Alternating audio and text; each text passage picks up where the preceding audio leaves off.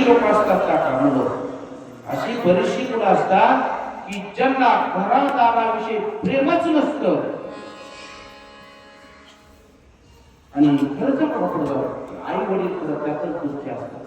कोणत्या वाटायला असं वाटतं का माझा मुलगा वाईट वातावरण? कधीच वाटलं नाही मला. आणि वडिलांचं दुःख आणि आईचं दुःख, आईची माया किती असती, किती माया असते आईची. आई माझी मायेचा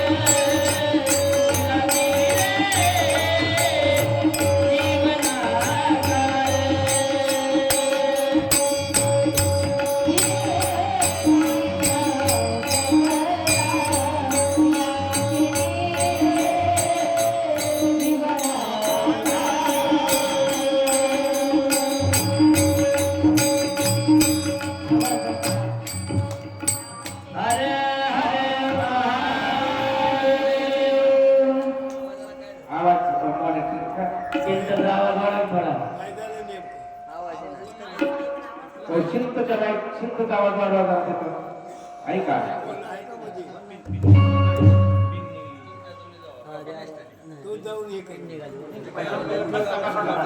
आला आला आला आला काका कसा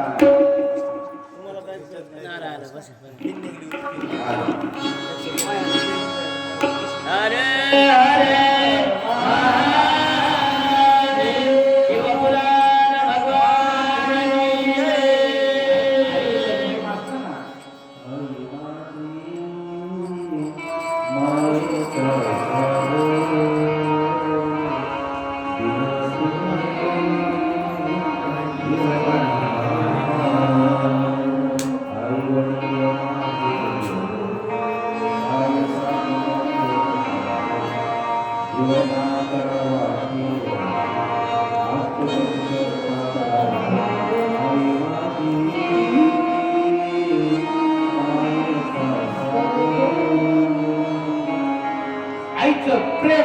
आईचं प्रेम उतावळं असतं. लक्षात घ्या, आईचं प्रेम उतावळं असतं. वडिलांचं जे प्रेम आहे ना, ते म्हणतात वडिलांचं प्रेम काय असतं ना, मुलगी वाट लावताना आई 10 गुटून रडती. कुठं रडते? कुठं रडते आई? मांडवामध्ये सगळ्या पाहुण्यात एकटा रडते. रडते का नाही? पण बाप आहे ना, बाप घरामध्ये जाऊन भिताराला धडका देऊन रडणारा जो प्रेम आहे ना, बाप रडतो मंडपा धरला, बाप रडतो मंडपा धरला, माझी हरण चालली परत सोडला, हरण चालली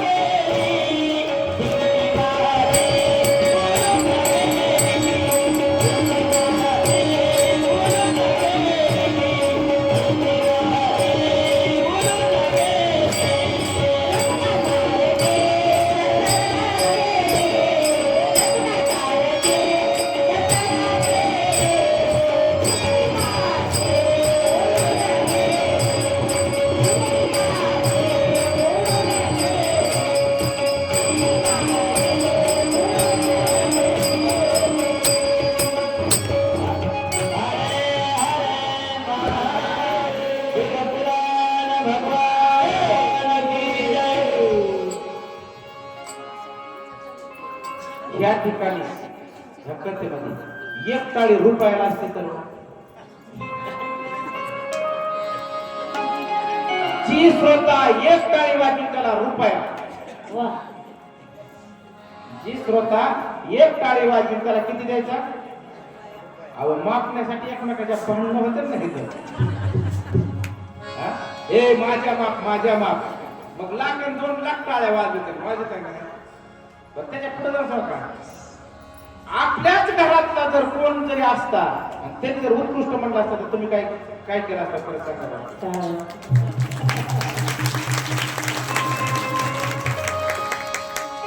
बरं तुम्ही फुकटच्या टाळ्या आम्हाला द्यायला, फुकटच्याच येत नाही टाळ्या, फुकटच वाजवायच्याच नाही. बीपी कमी होत नाही, सर्क्युलेशन वाढवून हृदय विकाराचा झटकाच कधी येत नाही. ज्याला असं वाटतं का की मी शिवमहापुराण कथेत बसलोय मला आयुष्यभर हृदय विकाराचा झटका आला नाही पाहिजे, त्यांनी सारखी टाळी वाजवली पाहिजे.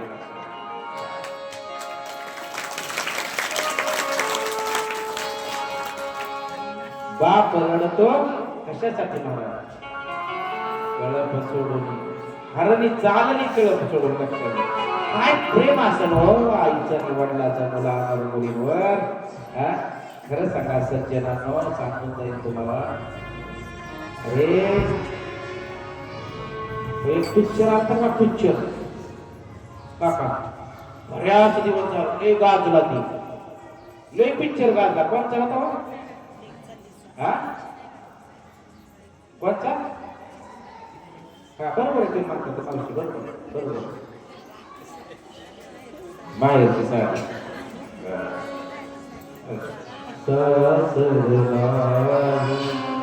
बहीण निघाली भावाची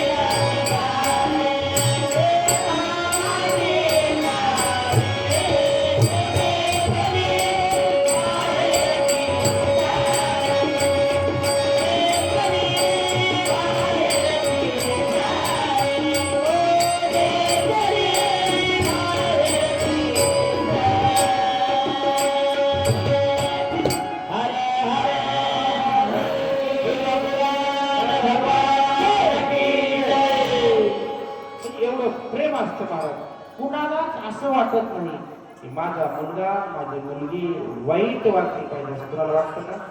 नाही मला. हा गुणनिधी महाराज कसला परमार्थ नाही म्हणून वडिलांनी हाकलून दिला आणि उपाशी पोटी भटकू लागला महाराज. एक दिवस महाराज असं काहूर पोटात माजलं, असं काहूर माजलं आणि काहीतरी खाल्लं पाहिजे तरच आता मी जगन ही अवस्था गुणनिधीची झाली. अरे मला जर नाही ना खायला मिळलं तर मी राहू शकत नाही रे, राहू शकत. गुणनिधी मार्ग शोधत होता. गुणनिधी मार्ग शोधत होता. कशाचा? खाण्याचा मार्ग शोधत होता. हो खाण्याचा. गुणनिधी इकडे तिकडे भटकू लागला आणि गुणनिधीला महाराज समोर एक भगवान शंकराचं शिवालय दिसलं आणि त्याच्या लक्षात आलं, अरे या ठिकाणी नक्की काहीतरी खायला मिळेल आपल्याला. काय मिळेल? त्याला माहित होतं की प्रत्येक व्यक्ती भगवान शिवाची पूजा करत आणि भगवान शंकराला नैवेद्य ठेवला जातो. सज्जनांना माझा प्रश्न आहे, आपण देवाला नैवेद्य चालतो का नैवेद्य चालतो? काय करतो? काय करतो? नैवेद्य चालतो. देव जर नैवेद्य खात असता तर सज्जनांना फार महत्वाचा प्रश्न आहे. देवाने जर नैवेद्य खाल्ला असता तर तुम्ही काय केलं असतं? तुम्ही देवाला म्हटलं असता, हे देवा आमच्या राशीद कार्डामध्ये तुझं नाव नाही, आमच्या राशीन कार्डामध्ये तुझं नाव नाही, त्याच्यामुळे मोदी आम्हाला तुझ्या नावाने 2 किलो फुकट देत नाही. झालं का लक्षात? एक लक्षात घ्या, देव खात नाही म्हणून आपण धावतो. देव खात नाही म्हणून आपण धावतो, आपण खातो म्हणून देव देतो. एवढा आपल्यात फरक आहे.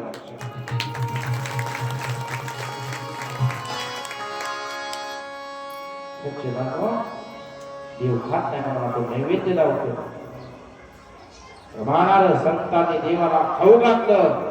फिरविली देऊळ जगा माझे ख्याती, आणि नाम देवा हाती दूध प्याला.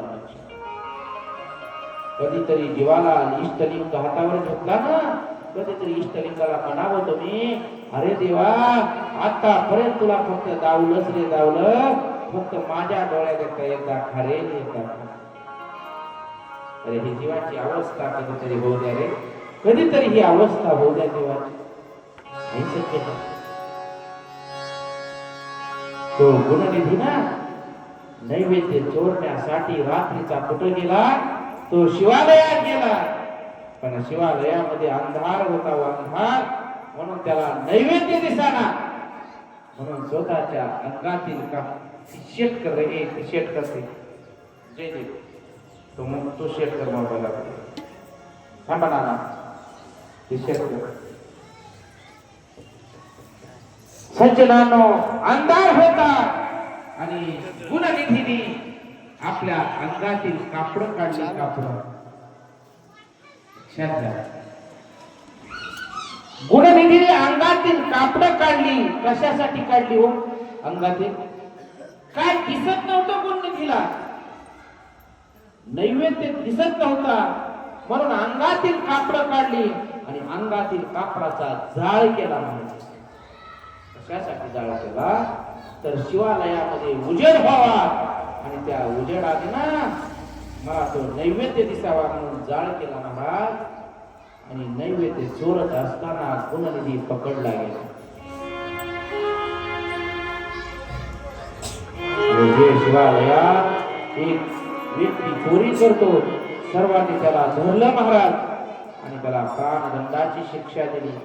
ज्यावेळेस प्राणदंडाची शिक्षा दिली ना, त्याला नेण्यासाठी एक लोक आले आणि शिवा कैलासात सुद्धा शिवगण आले.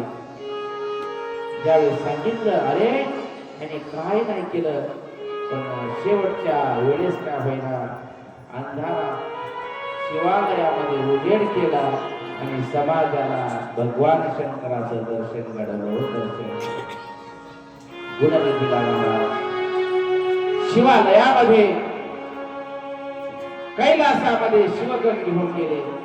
आणि कैलासामध्ये गेल्यावर बऱ्याच दिवस त्या ठिकाणी गुणनिधीने मला वाटतं कैलासात राहिला आणि भोग ऐश्वर्य भोगलं. कुणी? गुणनिधीने. कशामुळे भोगलं? फक्त एक लक्षात घ्या, फक्त अंगातील कापड जाळली तर कैलासात जाऊन तिथलं ऐश्वर्य भोगलं. तर कैलासातलं ऐश्वर्य आणि आपशिंगातलं ऐश्वर्य सारखंच आहे म्हणायचं तुमचं.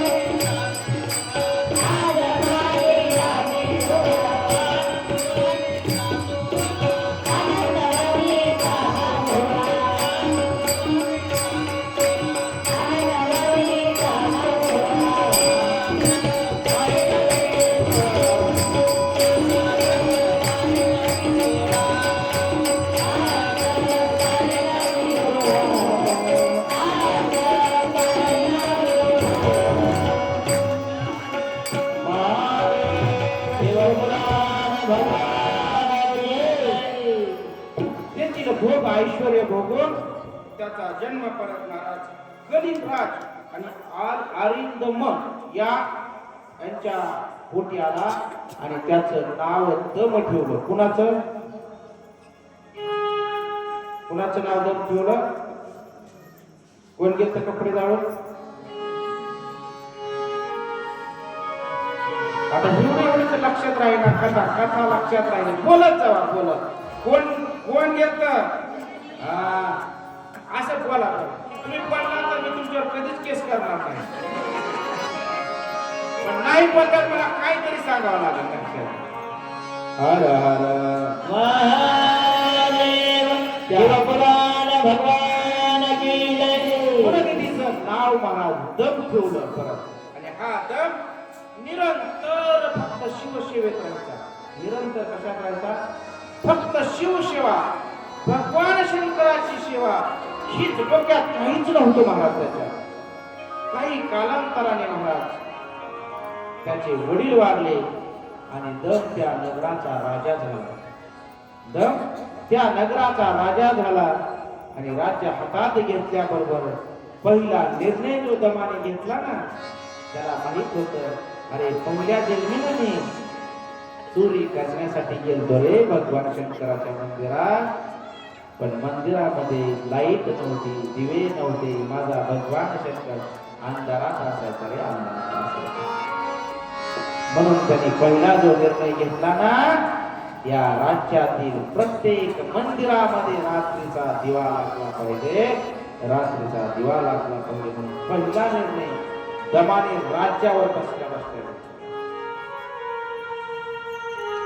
खरं सांगू का, देवाच्या बाबतीत असं महत्वाचं निर्णय घेतलं पाहिजे. तो महत्वाचा निर्णय घेतला. सज्जनांनो, तुकोबाराच्या मंदिरामध्ये भजन करत होते ना, भजन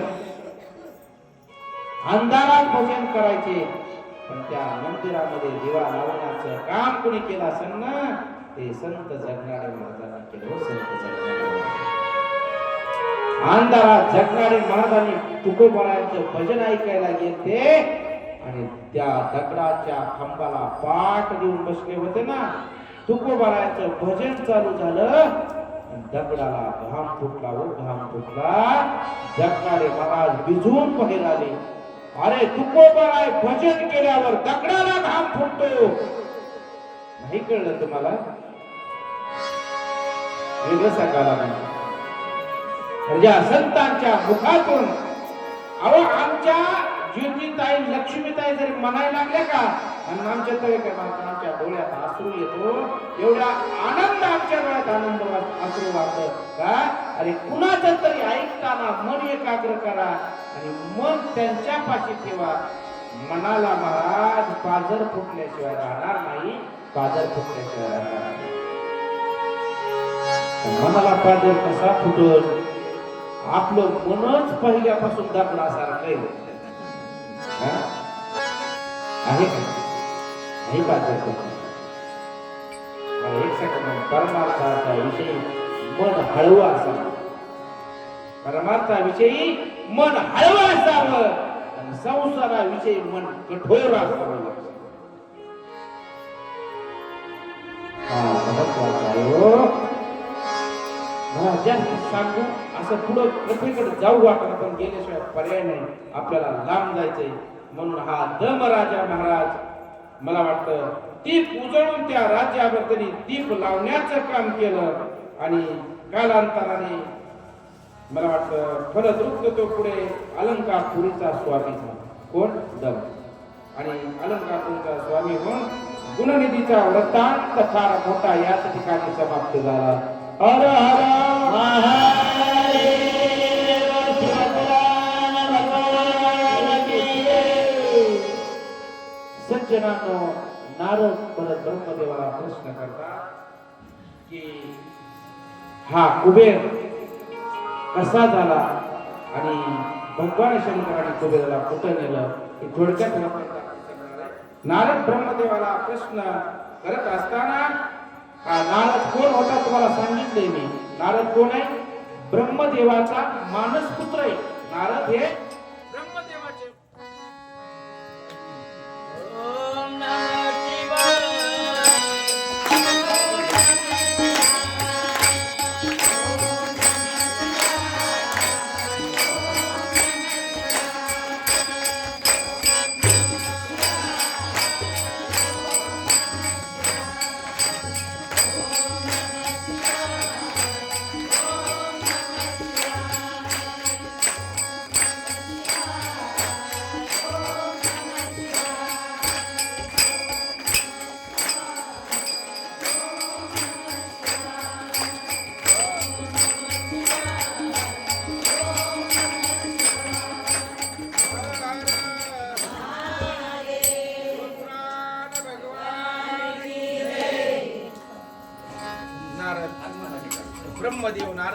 कथा सांगतात कुबेराची, लक्षात घ्या.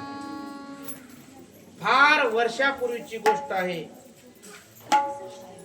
माझा मानसपुत्र फुलसत्य आणि त्याचा मुलगा विश्रावा व विश्रावाचा मुलगा वैश्य श्रवण म्हणजेच कुबेर. लक्षात.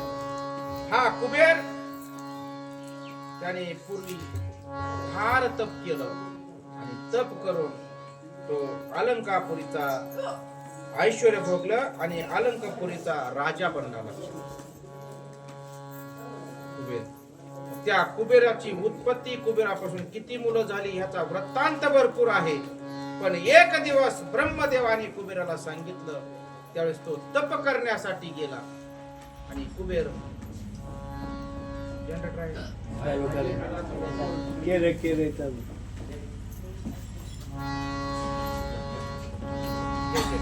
ओम नमः शिवाय.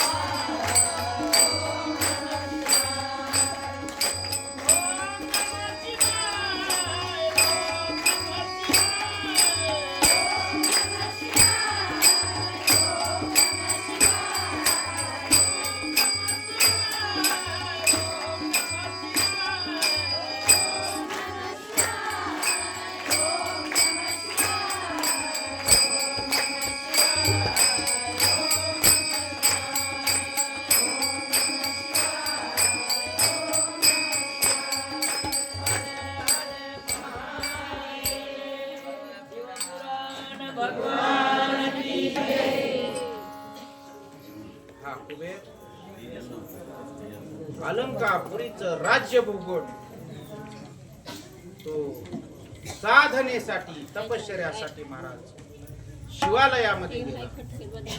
हजारो वर्ष त्या कुबेराने भगवान शंकराची साधना केली आणि भगवान शंकर कुबेराला प्रसन्न झाले. ज्यावेळेस कुबेराला प्रसन्न झाले आणि भगवान शंकराने हाक मारली, अरे ऐक, मी देव आलोय, मी तुझ्यावर प्रसन्न आहे.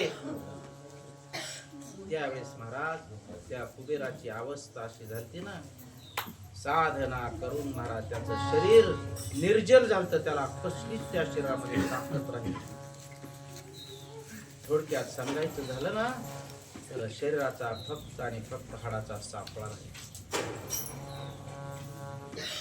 कधीतरी देव मिळवण्यासाठी व देहाचा त्याग करावा लागतो. देहाचा त्याग केला ना परमात्मा भेटतो. पण जोपर्यंत देहाची जीवाला आसक्ती आहे, जोपर्यंत जीव देह माझा म्हणतोय, त्याला परमात्म्याविषयी कसलीच आसक्ती नाही ना, त्यावेळेस महाराज परमात्मा कधीच प्रसन्न होत नाही. मला वाटतं देह जावं अथवा राहो, देह गेला तरी चालत, पण त्या परमात्म्याची प्राप्ती झाली पाहिजे, ही अवस्था कुबेराची होती. म्हणून कुबेराने हजारो वर्ष साधना केली. ज्यावेळेस साधना केली ना, भगवान शंकर हाक मारतात, त्यावेळेस कुबेराने डोळे उघडले, पण कुबेराचे डोळे उघडाना. त्यावेळेस भगवान शंकराचे विचार, अरे तुला काय तू माग, मी तुझ्यावर प्रसन्न आहे. त्यावेळेस महाराज कुबेराने एकच मागितलं, हे देवा, हे परमात्म्या, तुझं स्वरूप पाहण्यासाठी मला डोळे चांगले का? अरे मी साधना करून माझे डोळे निर्जल झालेत, माझ्या डोळ्यामध्ये, माझ्या शरीरामध्ये ताकद राहिली नाही. आणि खरं सांगू का, आपल्याला जे डोळे दिलेत ना, डोळे तुम्ही पहारे माझ्या डोळे दिले ना, परमात्म्याचं स्वरूप पाहण्यासाठी दिलं. एक 2 मिनिटात दृष्टांत सांगतो सज्जनांनो, लक्षात घ्या. सुरताची आशे होते की जन्मता अंधारा होते. सुरताची मावशी प्रत्येक कधीची एकाग्रता ठेवायची नसते. नाही कळलं? कधीच एकाग्रता महत्वाची. सांगत होतं सुरताची जन्मतांधाळे. अक्कल कुकुराचं महत्वाचं लक्षात ठेवा. कुबेर शंकराची मागणी मागतात. सुरताची जन्मतांधाळे. पण सुरताजीने असं ऐकलं होतं की वृंदावनामध्ये आजही श्रीकृष्ण परमात्मा राधिका रासक्रीडा करतात.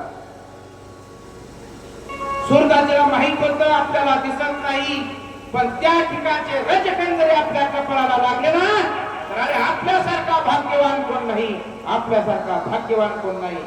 न दिसणारे सुरताजी महाराज वृंदावनाची वाट चालतात. ज्या ठिकाणी महाराज कडा येईल, ज्या ठिकाणी सुरताजी पडतील ना, त्यावेळेस त्यांचा हात वडला जायचा त्यांना रस्त्यावर. सुरताजीच्या लक्षात येत होतं ज्यावेळेस कड्यातून सुरताजी चालले आणि सुरताजीने ठरवलं आज जर हात वर वाढला की त्याचा हातच सोडायचा नाही, त्याचा हातच सोडायचा नाही. अरे ज्याने हात दिला त्याचा हात आयुष्यभर आपण धरून चालतो. ज्याने आपल्याला हात दिला त्याचा हात धरून आयुष्यभर चालतो. पण अंतकाळी तो हात सोडून निघून जातो. अंतकाळी तो हात सोडून निघून जातो. पण ज्यांनी तुम्हाला हात दिले, काय कळलं? दिले इंद्रिय हात पायाला. ज्याने हात तुम्हाला दिले ना, त्यांनी आयुष्यभर तुमचे हात कधीच सोडले नाहीत. त्यांनी आयुष्यभर तुमचे हात कधीच सोडले नाहीत. त्याला परमात्मा म्हणतो.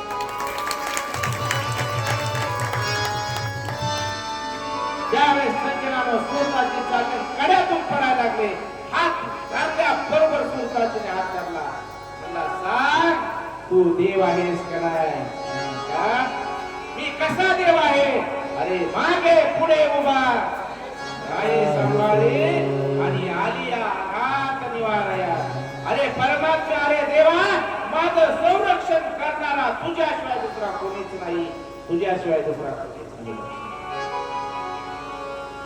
सुरताजीने हात धरला. भगवान परमात्म्याने हाताला हिसका देऊन निघून गेले. पण सुरताजी ज्यावेळेस वृंदावनात गेले ना, त्यावेळेस महाराज रात्र झाली आणि त्या ठिकाणच्या पुजाऱ्याने सांगितलं या ठिकाणी तुम्हाला कुणालाच थांबता येणार नाही. असू द्या, बसू द्या, बसू द्या, बसू द्या. नाही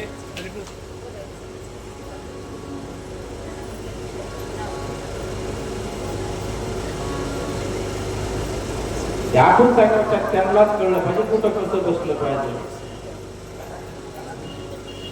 एक लक्षात घ्या, मी सांगत होतो सज्जनांनो, सुरताजी ज्या ठिकाणी गेले त्या ठिकाणच्या पुजाऱ्याने सांगितलं या ठिकाणी कोणालाही थांबता येणार नाही. का तर रात्रीच्या 12 वाजता श्रीकृष्ण परमात्माने राधिका या ठिकाणी रास क्रीडा करतात. सुरताजीने सांगितलं हो मी तर जन्मत आहे हो, मी तर जन्मत आहे. रास क्रीडा काय आणि काय काय मला काय कळणार आहे हो. तुम्हाला विनंती करतो, तुमच्या पायावर लोटांगण घालतो. आजच्या दिवस मला या ठिकाणी थांबू द्या.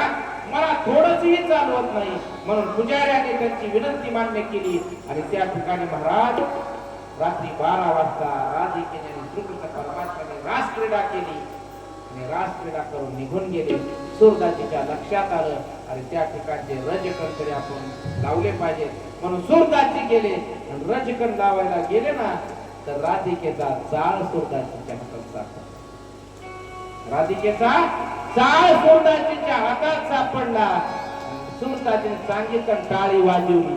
म्हणला आता मार्ग सापडला. कशाचा? परमात्म्याला शोधण्याचा, परमात्म्याला प्रसन्न करून घेण्याचा मार्ग सापडला. दुसऱ्या दिवशी ज्यावेळेस राधिका आणि श्रीकृष्ण परमात्मा रासक्रीडा करायला लागले ना, त्यावेळेस राधिकेने कृष्ण परमात्म्याला सांगितलं या ठिकाणी माझा चाळ पडला आहे आणि कुणाला तरी सापडले का हित चाळ नाही, चाळ या ठिकाणी नाही. म्हणून श्रीकृष्ण परमात्माने पाहिलं तर त्या ठिकाणी आंधळा माणूस बसलाय.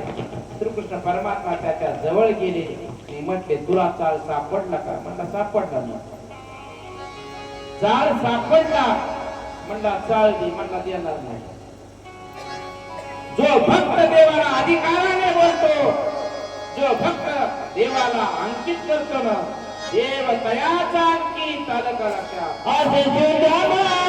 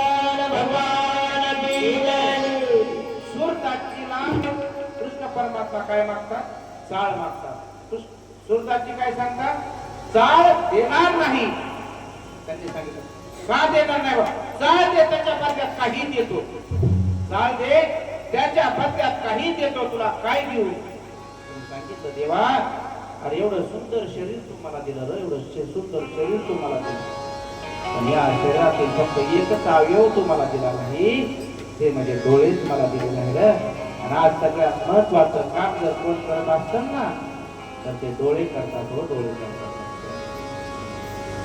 तुला द्यायचेच ना देवा तर मला डोळे दे काही नाही कृष्ण परमात्म्याने डोळ्यावर हात फिरवला आणि सूरदासजीला डोळे आले ज्यावेळेस सूरदासजीला डोळे आले ना त्यावेळेस कृष्ण परमात्मा म्हटला चाळ दे म्हटलं आता तर देणारच नाही आता तर चाळ देणारच नाही त्यावेळेस काय म्हणले तूच मगाशी म्हणला डोळे येऊ दे देतो आता मग म्हटलं यालाच माणूस म्हणतात सूरदासजी देवाला काय म्हटले यालाच माणूस म्हणतात दिलेल्याचे उपकार कधीच महाराज का लक्षात उपकार माणसाला उपकार नाही देत सूरदासजी आता का चाळ देणार नाही तर सूरदासजी सांगतात माझे डोळे जाऊ दे तुम्ही म्हणता बाप म्हणू शकू का याकडे वस्तू देवा माघारी नाही म्हणणार त्यावेळेस सूरदासजीला विचारलं की तुझे डोळे का जाऊ दे देवा सांगू का अरे आतापर्यंत या डोळ्याने कुणालाच पाहिलं नाही आतापर्यंत या डोळ्याने कुणालाच पाहिलं नाही आतापर्यंत फक्त पाहिलं ना फक्त तुलाच पाहिलं आता या डोळ्यात कुणाला साठवायची गरजच नाही रे गरजच नाही म्हणून माझे डोळे जाऊ सबने करे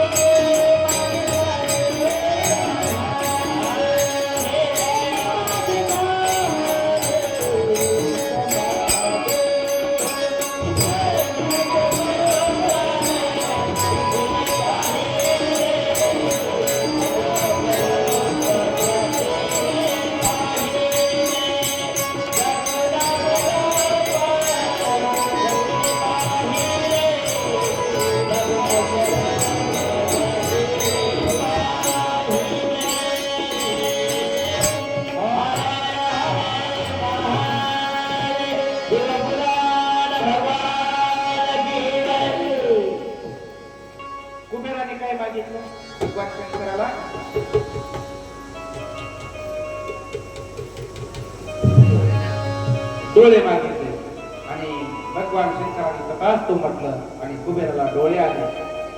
कुबेराने भगवान शंकराकडे पाहिलंच नाही. कुबेराने भगवान शंकराकडे पाहिलंच नाही. पण भगवान शंकराच्या बरोबर कोण आले बाबा? भगवान शंकराच्या बरोबर कोण आले? पण एवढं सुंदर कुणी बनवलं असं? कोण असं ना भगवान शंकराच्या बरोबर? भगवान शंकराच्या बरोबर पार्वती आई साहेब आहे, सती आहे. त्यावेळेस कुबेर तिच्याकडे पाहून बडबड करते मला. त्यावेळेस आई साहेबाला राग आला. रागाने बघितल्या महाराज कुबेराचा एक डोळा फुटला. रागाने पाहिल्या बरोबर कुबेराचा एक डोळा फुटला आणि भगवान शंकराकडं आई साहेब बोलू लागल्या, हा कोण असा तपस्वी आहे माझ्याकडे पाहून वाईट नजरेने माझ्याकडे बघून बडबड करते. म्हणून सज्जनानो, परस्त्रीकडे पाहत असताना ना, अरे ही माझी कुणीतरी बहीण आहे, ही माझी कुणीतरी आई आहे, त्या दृष्टीने जर पाहिलं ना,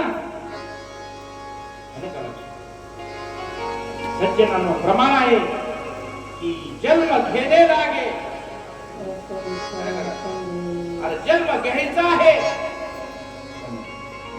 एक लक्षात घ्या, वासना निमाली समूळ ज्यांची, ज्यांची वासना संपली ना, तो लक्षात घ्या. म्हणून महाराज सांगून जाईल सज्जनांना तुम्हाला, की आपण पाहतो ना, तर सगळा पारदर्शकता असली पाहिजे. म्हणून कुबेराने पाहिलं, भगवान शंकर पार्वतीला बोलू लागले, अगं आई, जरी कुबेराने तुझ्याकडे पाहिलं असेल ना, तर तो वाईट नजरेने पाहत नव्हता ग, वाईट नजरेने पाहत नव्हता. तो विचार करत होता, एवढं सुंदर स्वरूप कुणी दिला असेल, हो सुंदर स्वरूप कुणी दिला असेल. त्यावेळेस महाराज सांगितलं पार्वतीला, हो हा आहे ना, हा तुझा मुलगा आहे कुबेर. कोण आहे तुझा मुलगा आहे? हे पार्वती आई साहेबाला सांगितलं आणि मग कुबेराला सांगितलं, हे कुबेरा, ही तुझी माता आहे, तू हिचं दर्शन घे. म्हणून सज्जनांनो, कुबेर पार्वती आई साहेबांचं दर्शन घेतात. इत्य बोलून उमारमण महाराज अंतर्ध्यान पावले जातात. हर हर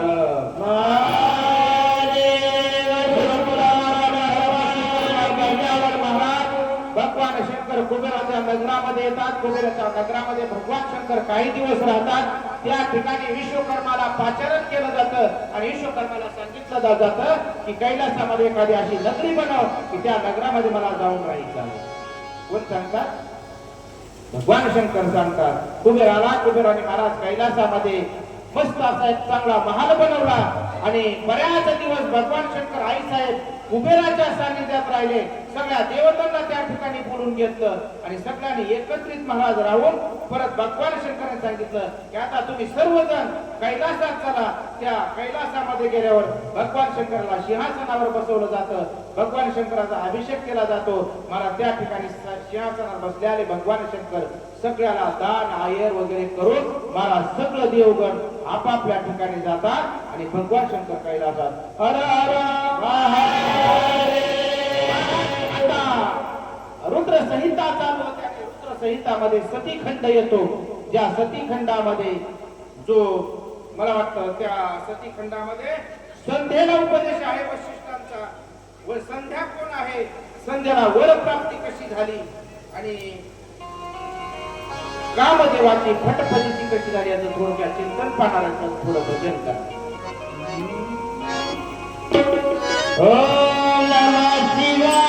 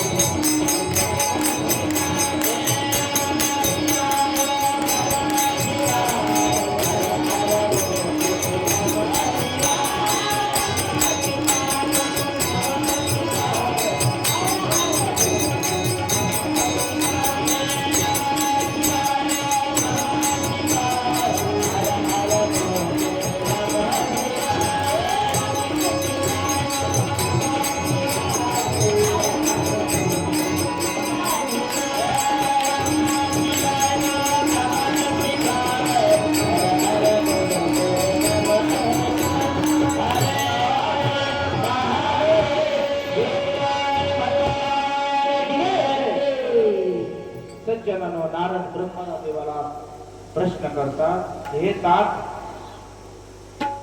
तुमच्या मुखातून भगवान शंकराच्या लीला ऐकून अतिशय समाधान झालं, पण माझी एक इच्छा आहे, भगवान शंकराच्या विवाहाची कथा तुम्ही मला प्रतिपादन करावी, भगवान शंकराच्या विवाहाची कथा तुम्ही मला सांगावी. असं कोण म्हणतंय? कोण म्हणतंय? मी म्हणतोय व्हय? नारद बोलत चला, बोलायचं. असं कोण म्हणतंय? नारद म्हणतात ब्रह्मदेवाला. या मावशी या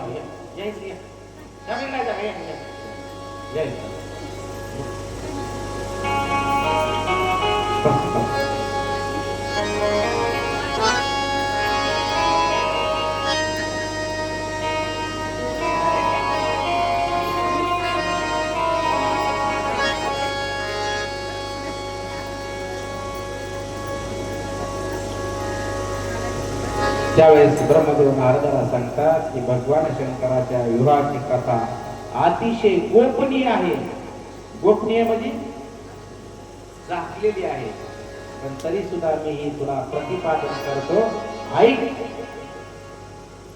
पूर्वी भगवान शंकर निर्गुण निराकार असा परमात्मा, की ज्या परमात्म्याच्या आज्ञेने हे सर्वच चालत होतं. नवे नवे नारदाला कथा सांगत असताना सांगतात ब्रह्मदेव, तुला सांगू का, तर माझा उगम सुद्धा भगवान परमात्म्याच्या शिवाच्याच अंगातून झाला आहे. असं ब्रह्मदेव नारदाला सांगतात की एका अंगातून मी आणि एका अंगातून ब्रह्मदेव आणि कंठेतून महाराज. मला वाटतं महाराज सांगतात की रुद्रदेव असं त्याचं नाव. असं आमचा तिघाचा उगम झाला आणि तिघांना कार्य वाटून दिलं. मला जे कार्य वाटून दिलं ना, ते सृष्टी निर्मितीचं कार्य. विष्णूला सांगितलं याचं पालन केलं पाहिजे. कुणी दिलं ही वाटून? भगवान शंकराने सर्व वाटून दिलं. आणि ज्यावेळेस मला सृष्टी निर्मितीचं काम दिलं ना, मी सृष्टी पालन विष्णू झाले आणि रुद्राकडे या सर्वांचा संहार म्हणजे रक्षण करण्याचं काम रुद्राकडे दिलं. म्हणून हे तिन्ही काम आम्ही तिघजण आपापल्या परीने पार पाडू लागलो. की ब्रह्मदेव नारदाला कथा सांगतात आणि कथा सांगत असताना मला वाटतं ब्रह्मदेव सांगतात की माझे जे मानस पुत्र आहेत ना, त्यावेळेस सर्वात श्रेष्ठ केल्यावर अहंकार मला झाला. कुणाला? ब्रह्मदेवाला. कशाचा अहंकार झाला? की मी ही सृष्टी निर्माण करतोय. की अहंकार, आणि अहंकार कदापि मला जीवाला झाला नाही. जो अहंकारला त्याचा अहंकार, सध्या जगामध्ये अहंकारी लोक लईत मारत आणि अहंकारी लोक समाजाला नीट जगून देत नाही. तर समाजाला नाही, देवांना नीट जगून दिलं नाही. देवांना सुद्धा ह्या लोकांनी नीट जगून दिलं नाही. भगवान शंकर पार्वती आई साहेब ज्यावेळेस निघाले ना कैलासावर, त्यांच्या बरोबर कोण होतं माहिती का? कोण होतं? नंदी होता. आणि तिघही चालली होती. एक व्यक्ती आला, काय म्हणला, याला म्हातारा म्हणला, बैल आहे बरोबर. त्याला नंदीचं काय माहिती? बैल आहे म्हणला बरोबर. हुशार बाई तुला चालवतोय म्हणणार, बैल थोडी कमा चालवलाय. त्यावेळेस भगवान शंकर म्हणजे पार्वती बस बाई बाईला वरतो. मग पार्वती आई साहेब नंदीवर बसल्यात, पुढे गेला. पुढे असाच भेटला. म्हणला काय बाई बाबा ही म्हाताऱ्याला चालवती आणि आपण बसून चाललो. पार्वती आई साहेब उतरल्या. भगवान शंकर दादा तुम्ही बसावं, लई लोक नाव ठेवायला लागली हो, लई लोक नाव. भगवान शंकराला माहित नाही का हो, न सांगता तुम्हा कळो येते अंतर. देवाला काय कळत नाही. जसं मांजरीला दूध पिताना वाटतं का मांजरीला? मांजर माहिती ना सगळ्याला, मांजर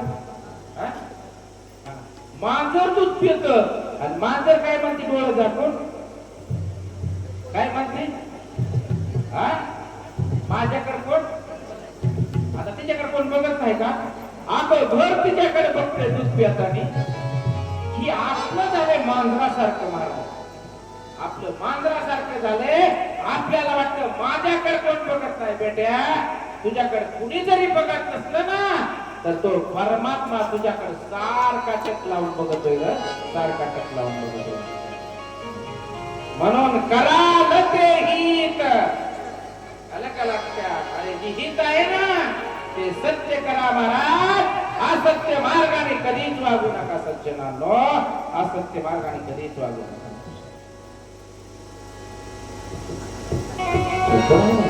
त्यावेळेस पार्वती आईच्या उतरल्या आणि मग कोण बसलं नंदीवर? भगवान शंकर. पुढे गेलं. काय म्हातारा बाबा म्हणले, बायकोला चाली होतोय, आपण बसलाय खुशाल निघाला. भगवान शंकर म्हणला, आता पार्वती तू बी बस गड्या. म्हणला आता लय नाव ठेवायला लागली. भगवान शंकर आणि पार्वती दोघं बी बसली, पुढे गेले. अरे काय तुम्हाला वाटलं का नाही? अरे ती बैल म्हातारा आहे रे, म्हातारा आहे. दोघं जण त्याच्यावर बसून चालला. भगवान शंकराने हात जोडला, म्हणजे बाबांनो, अरे आम्हाला सुखाने जगू द्या रे, आम्हाला सुखाने जगू द्या.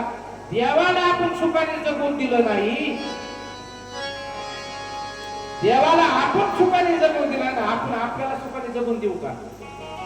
नाही महाराज, आपण तुला कसा जगवतोय हीच तुझ्याकडे बघतो.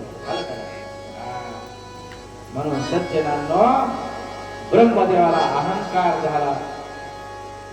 नारदा, मला हा अहंकार झाला, आणि अहंकार झाल्यावर ही गोष्ट भगवान शंकराला कळली. आणि माझा जो अहंकार आहे ना, त्यावेळेस सांगतात मला ज्याच्यासाठी पाठवलं होतं, कशासाठी? सृष्टी निर्माण करण्यासाठी पाठवलं होतं. म्हणून मी मारीच, आत्री, पुलह, कुलसत्य, अंगिरा, ऋतू, वशिष्ठ आणि स्वतः तू नारद, दक्ष आणि भृगु अशा मानस पुत्राची मी निर्मिती केली, आणि ही सगळा कार्यभार मी तुमच्यावर सोपवणार. कशाचा? सृष्टी निर्माण करणार. त्यावेळेस मला सांगितलं की सगळं उत्पन्न झालं, आणि लावण्यवती सुंदरी, तिचे नाव होतं संध्या. तिचं नाव काय होतं? संध्या होतं. त्या संध्येलाही मीच उत्पन्न केलं, आणि तिला उत्पन्न केल्यावर दिवसेंदिवशी असणारी संध्या, तिचं सौंदर्य फुलून उठत असायचं. मूर्तिमंत असणारी संध्या, तिचा पुतळा कोण आणि मनोवेद असणारा, याप्रमाणे माझ्या मनातून एक मनोहर पुरुष निर्माण झाला.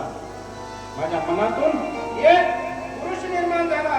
त्याची कंबर बारीक होती त्या पुरुषाची, आणि दंतपंथी असणारा, मोत्यासारखं जणू त्याचं दाणेदार दात, आणि प्रफुल्ल कमळासारखे त्याचे नेत्र होते.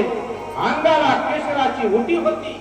त्याला पाहून माझं अत्यंत उत्सुक झालो, आणि विसावणे थक्क झालो, आणि माझ्याकडे पाहून त्यांना विनयाने नमस्कार केला, आणि म्हणाला की हे ब्रह्मदेवा, मला काही काम सांगा. आता तुम्ही मला निर्माण केलंय ना, तर मी काही काम करण्याची माझी तयारी आहे. म्हणून त्याला सांगितलं की तुला काम आता ही माझे पुत्र सांगते, आणि तुझं नाव ही पुत्रच ठेवते. म्हणून त्याचं नाव जे ठेवलं गेलं, त्याचं नाव काय होतं माहिती का? मन्मथ हे नाव होतं महाराजांना. त्या मन्मथ नावाने हा महात्मा पुढे चालून ही संध्या ज्यावेळेस ब्रह्मदेवाच्या आदेशाने एका किनाऱ्यावर गेली, त्या किनाऱ्याचं नाव होतं चंद्रभागा. ज्या चंद्रभागेचा उगम जिथून आहे, त्या उगमावर ही संध्या तपश्चर्यासाठी गेली, आणि तपश्चर्याची साधना करत असताना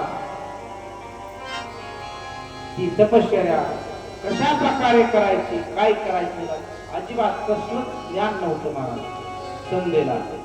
आणि ती ज्ञान नसल्यामुळं मी वशिष्ठांना त्या ठिकाणी पाठवलं आणि वशिष्ठाला सांगितलं की संध्या त्या ठिकाणी साधनेसाठी गेलेली आहे. तिला यातलं कसलंच ज्ञान नाही. तिला तुम्ही उपदेश करा आणि साधना कशी करायची हे सांगा. वशिष्ठ त्या ठिकाणी गेले आणि वशिष्ठांना पाहिल्यावर संध्याने हात जोडलं. त्यावेळेस वशिष्ठाने विचारलं, हे बालिके, तू कोण आहेस? तू या ठिकाणी कशासाठी आले आहेस? त्याचा सगळा वृत्तांत मला सांग. त्यावेळेस संध्येच्या लक्षात आलं की हे कोणीतरी योगी पुरुष असली पाहिजे, हे कोणीतरी ऋषी असली पाहिजे. म्हणून संध्येने हात जोडले आणि हात जोडून संध्येने सांगितलं की ऋषी गुरुवर्य, या देहाला संध्या हे नाव आहे.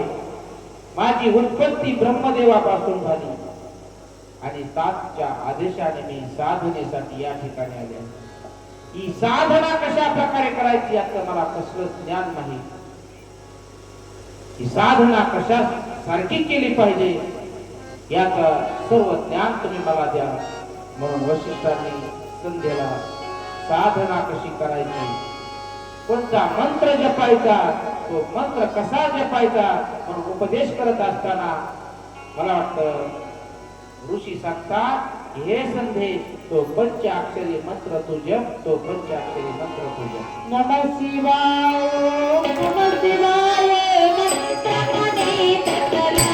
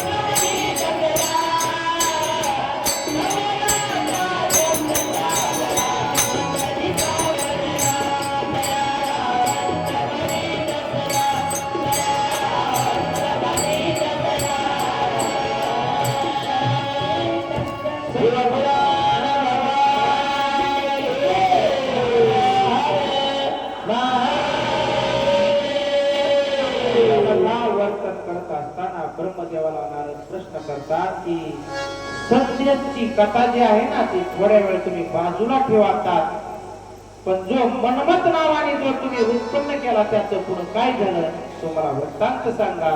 त्यावेळी सांगितलं तो मनमत आहे ना, तो मनमत पुढे कामदेव या नावाने प्रसिद्ध झाला आणि कामदेव या नावाने प्रसिद्ध होऊन दक्ष प्रजापतीची असणारी मुलगी रती, त्या रतीचा विवाह त्या कामदेवाशी करून दिला आणि या दोघांना सांगितलं की तुम्ही जगाच्या उत्पत्तीसाठी तुम्ही कार्य करा. हर हर महादेव.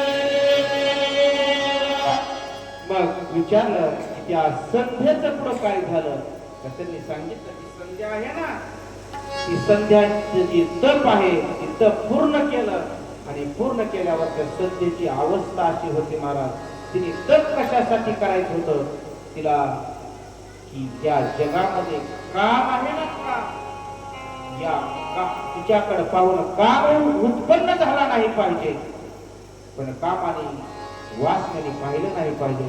म्हणून संध्येने साधना केली. तीच संध्या साधना करून पुढे म्हणतात अरुंधती या नावाने निर्माण झाली, बुद्धिमान असणारी आणि वशिष्ठाच्या यज्ञातून ज्या ठिकाणी तिने यज्ञात आहुती दिली, यज्ञात आहुती दिल्यावर महाराज त्या अरुंधती नावाने ही बालिका यज्ञातून बाहेर आली आणि बाहेर येऊन महाराज संध्येच्या मनात असणारा काम भाव उत्पन्न झाला होता, म्हणून त्या ठिकाणी साधना झाली आणि साधना झाल्यावर भगवान शंकर साक्षात त्या ठिकाणी आले आणि सांगितलं की बालिके, मी तुझ्यावर प्रसन्न आहे, माग काय मागायचंय. त्यावेळेस त्यांनी सांगितलं हे देवा, की माझं एकच मागणं आहे की जो जीव जन्माला येईल, फक्त पशु येवणीतून असो किंवा मनुष्य येवणीतून असो, त्या लहान बाळाला ही वासनेने कधीच महाराज अंगीकारलं नाही पाहिजे, की मला द्या. म्हणून तर महाराज सांगतात जीवनामध्ये परमार्थ करत असताना लहानपण झालं पाहिजे, लहानपण झालं पाहिजे महाराज.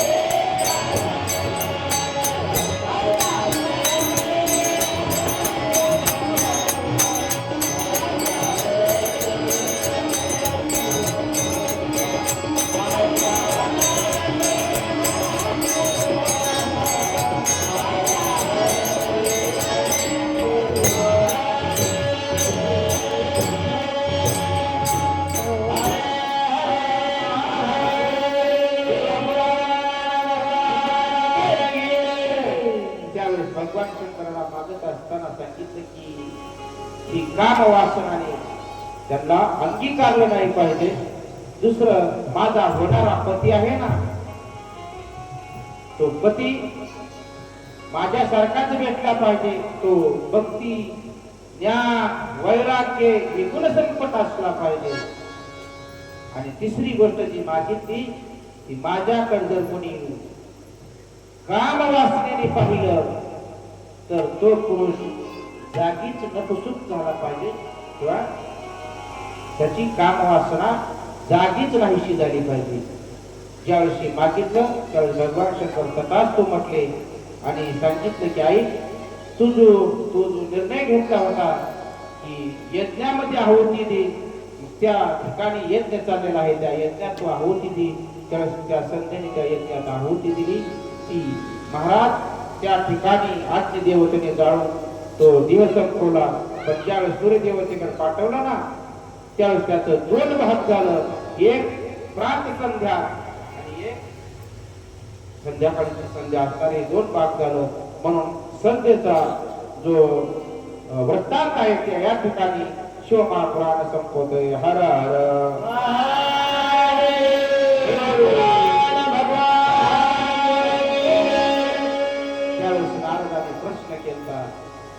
की हे तास आपण अतिशय सुंदर वृत्तांत मला सांगितला. हे चरित्र ऐकून मला फार आनंद झाला. आता मला तुम्ही असं सांगा की कामदेव रती अन्य ऋषी मुनी आणि संध्या तपस्यासाठी गेल्यानंतर तिथे काय घडलं.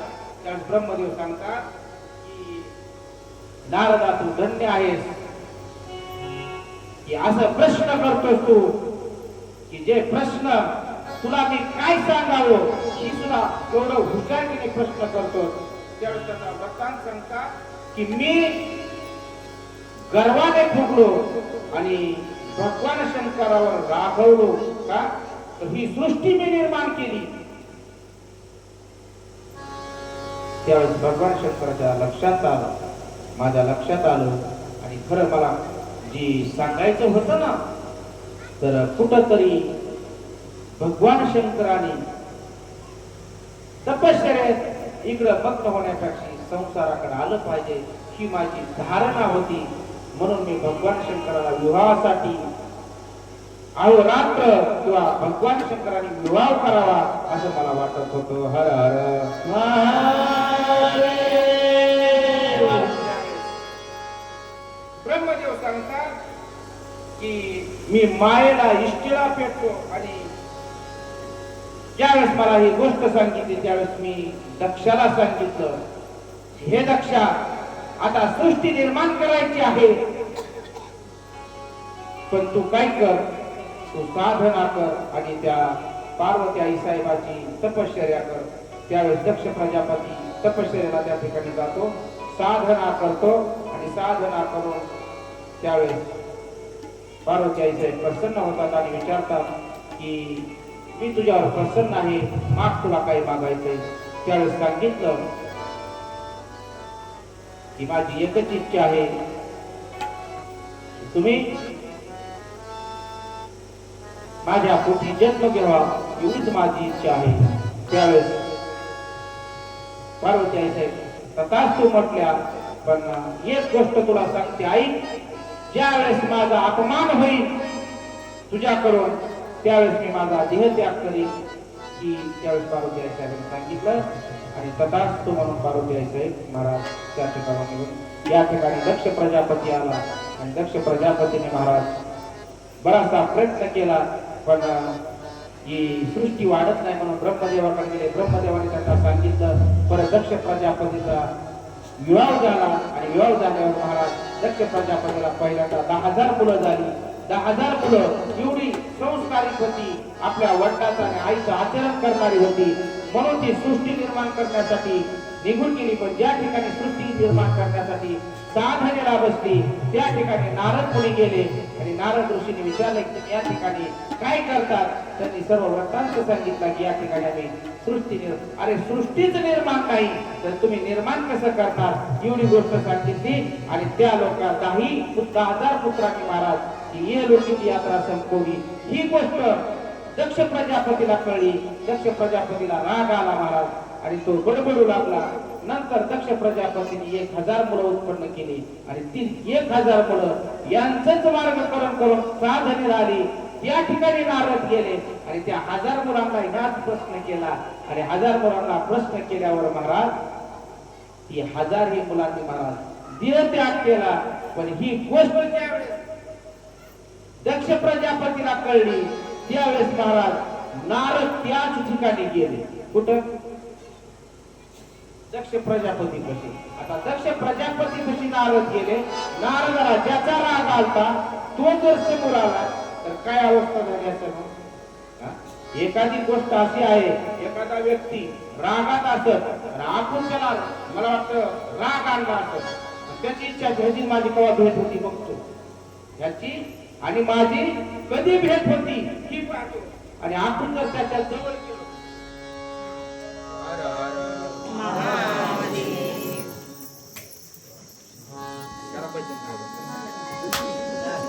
ओम नमः शिवाय. ओम नमः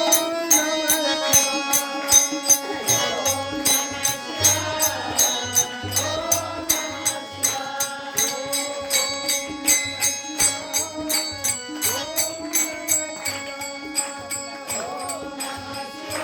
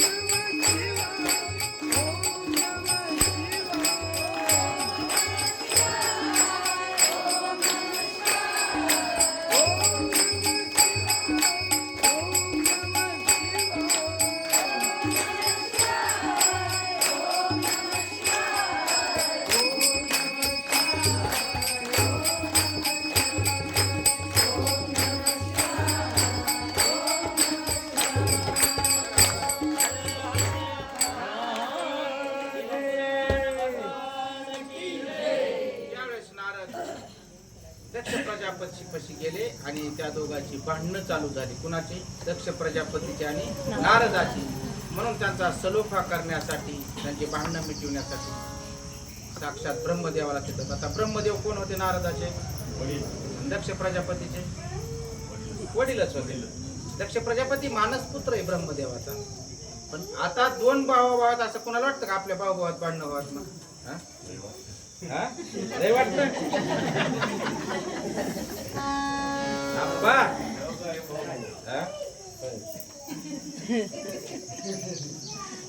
अहो मग त्याच्यामुळे तर सांगितलं ना, भाव भावाचा होईन वैरी. आलं का लक्षात?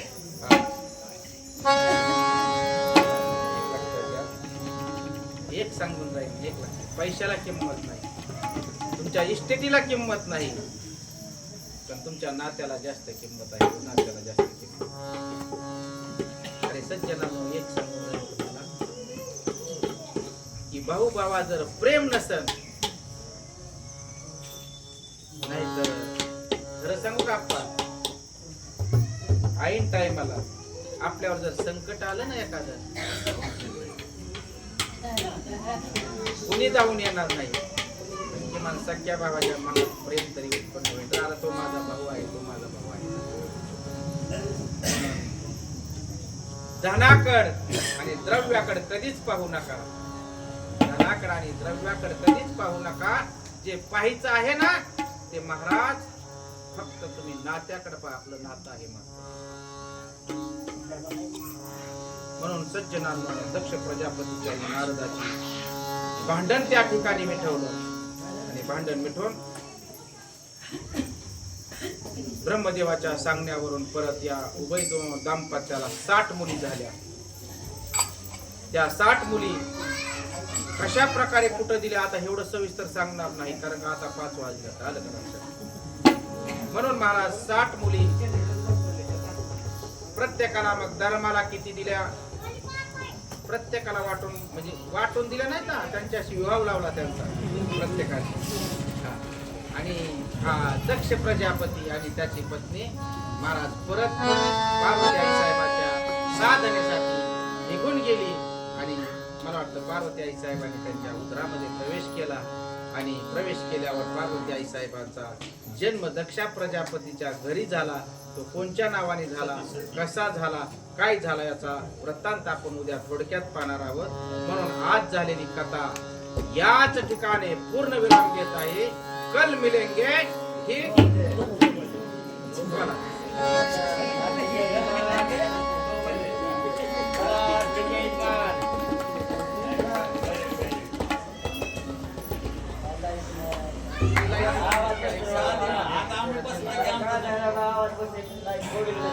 माझ्या मनाला